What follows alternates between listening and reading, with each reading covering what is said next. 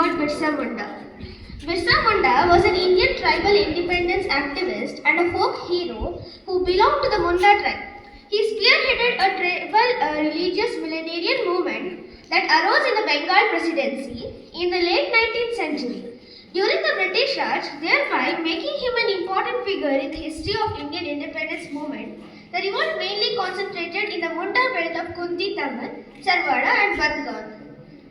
Born on 15th November of 1875, he was born in Ulihattu village, Ranchi district, Bengal Presidency.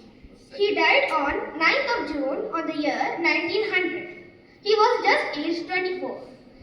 Ranchi, Bengal Presidency. His nationality was Indian movement and Indian independence movements. His parents were Sugana Munda was his father and Karmi Hatu was his mother.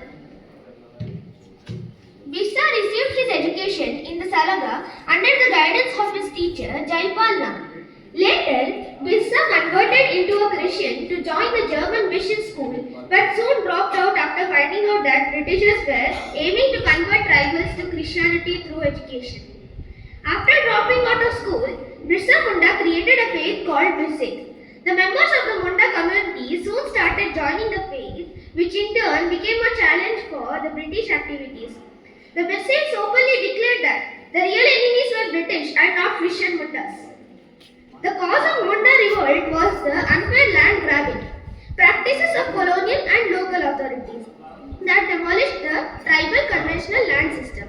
Birsa Munda is known for challenging the British Christian missionaries and revolting against the conversion activities along the Mundas and around communities. His own portrait hangs in the Indian Parliament Museum. As Birsa died of cholera and the movement faded out. However, the movement was significant in at least two ways.